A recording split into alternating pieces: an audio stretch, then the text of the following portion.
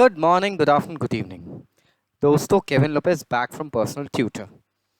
Standard 11th woven words book में एक बहुत ही इंटरेस्टिंग चैप्टर है, अ पेयर ऑफ मुस्ताशियोस। मुल्कराज आनंद एक काफ़ी फेमस इंडियन एक राइटर हैं, ऑथर हैं, जो अक्सर इंग्लिश लैंग्वेज में अपनी चीज़ें कलाकृतियाँ लिखते थे। अब इस सटायर में उन्होंने जो बात बताई है, that is specially giving a critical explanation of certain egos that are shared by people। इसमें बताया गया है कि सोसाइटी में लोगों को आजकल उनकी मूंछों के आधार पे डिवाइड करना शुरू कर दिया गया है। ये वो पॉइंट्स होते हैं जिन पॉइंट्स में हमें ये समझ में आता है कि मूछें कितनी प्रकार की होती है। उस तरीके से उन मूछों के आधार पे किसी एक पर्सन के लाइफस्टाइल, उसके बैकग्राउंड, उसकी और दूसरी चीजों के बारे में बताया जाता है। जैसे कि राजा महाराजाओं की मूछें कैसी होती थी, और अगर किसी को उस टाइप की मूछें रखना है तो उन मूछों के लिए स्पेशल परमिशंस जो कि राजा महाराजाओं के थ्रू मिलती थी, जरूरी हो जाती है। अब ये स्टोरी रिवॉल्व करती है एक मनी लेंडर, जो कि एक गांव में, ये आजादी से पहले की स्टोरी है दोस्तों, तो आप जान सकते हैं एक मनी लेंडर के बारे में एक स्टोरी चल रही थी जिसका नाम था सेठ रामानंद। अब सेठ रामानंद की हालांकि मूछें नॉर्मल गोट मुस्टैशेस थी, जैसे कि हम देखते हैं नीचे की तरफ जाती हुई, लेकिन उसने किसी तरीके से जोड़ घटा के, तोड़ जोड़ के गांव के अधिकतर लोगों को अपना कर्जदार बना लिया था। उसके पास इतना पैसा कहां से आया था? तो दोस्तों एक किस्सा निकलता है कि गांव में जब गेहूं की फसल हुई थी और किसी कारणवश उसकी सेल्स कम हो गई थी, तब उसने कम रेट में गेहूं की फसल बहुत सारे किसानों से खरीद ली और बाद में उसे ऊंचे रेट में बेचने पे खूब पैसा बनाया। अब सेठ रामानंद की मूछें धीरे धीरे उनकी लेवल और उनके, कह सकते हैं हम, औकात वर्ड पे धीरे धीरे ऊपर उठती गई। उनकी मूछों में अब ताव आने लगा। उसी गांव में एक और पर्सन रहता था जिसका नाम था खान आजम खान। वो खुद कहता था कि मैं बेसिकली एक अफगान फैमिली को बिलोंग करता हूं और मेरा बैकग्राउंड काफी ऊंचा है। अब इस ऊंचे बैकग्राउंड के लिए लोगों के ड्यूबियस ओपिनियंस थे। कुछ लोग कहते हैं कि अरे बस कहने की बातें हैं, कुछ लोग सच में मानते हैं। अक्सर देखा जाता है दोस्तों कि जो बहुत रिच होता है या जो एक रिचनेस के पड़ाव तक पहुंच जाता है, वो किसी दूसरे की रिचनेस को इतनी जल्दी हजम नहीं कर पाता है। यही चीज खान साहब के साथ भी हो रही थी। खान साहब की सुपीरियोरिटी को काफी लोग क्वेश्चन करते थे, और कुछ लोग जैसे कि ओल्ड विलेज प्रीस्ट हुआ और कुछ लोग पुराने, मतलब लाइक चीजों को जानकार थे, वो लोग जानते थे कि हाँ, इनकी फैमिली कभी मुगल्स को सर्व करती थी। अब वक्त की मार ऐसी हुई कि खान साहब के पास में कुछ भी चीज बच नहीं रही थी। उनके घर में खाने के लाले पड़ने लगे।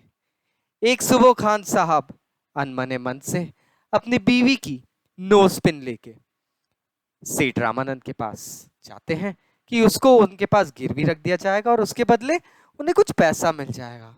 लेकिन वहां पहुंचते से खान साहब, जिनके अंदर कूट कूट के डिग्निटी भरी हुई है, देखते हैं कि सेठ रामानंद जैसा पर्सन, एक नॉर्मल पर्सन, एक लेमन भी टाइगर मुस्ताशेस रख रहा है।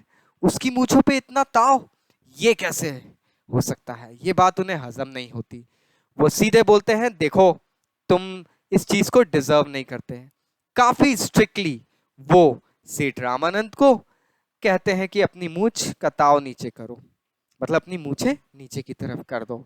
सेठ रामानंद बहुत तेज और बहुत होशियार बिजनेसमैन था। वो बहुत अच्छे से जानता था कि ग्राहक को किस तरीके से पटाना है। सेठ रामानंद वहां पर एक चीज जरूर देखते हैं कि ग्राहक हमेशा सही रहता है और किसी तरीके से अपनी एक तरफ की मूंछ को अपने ऑयली हैंड से नीचे कर देते हैं।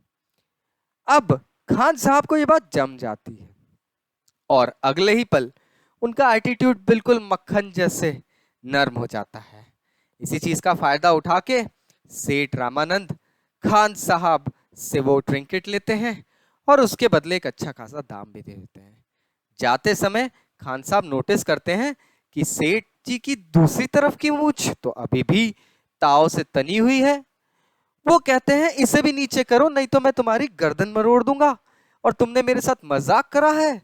ले दे के बात होती है, आसपास के लोग भी सुनते हैं। उनके सामने सेठ जी बोल देते हैं अगर तुम मेरे साथ दूसरी बार बिजनेस करोगे तो मैं अपनी दूसरी मूंछ, दूसरी तरफ की मूंछ जो है उसे भी नीचे कर लूंगा। अब खान साहब को इज्जत से बड़ी कोई चीज नहीं दिखती है। उन्होंने वहां पर अपनी वाइफ का एक पीढ़ियों दर पीढ़ियों पुराना नेकलेस निकाल के ला के सेठ रामानंद के सामने रख दिया और कह दिया कि अब अपनी दूसरी मूंछ नीचे करो। सेठ रामानंद चतुर आदमी, होशियार, ब्याज के पैसों पे पता है कि खान साहब ज्वेलरी वापस तो ले नहीं पाएंगे, कम पैसों में ले लिया जाए, हो जाएगा काम।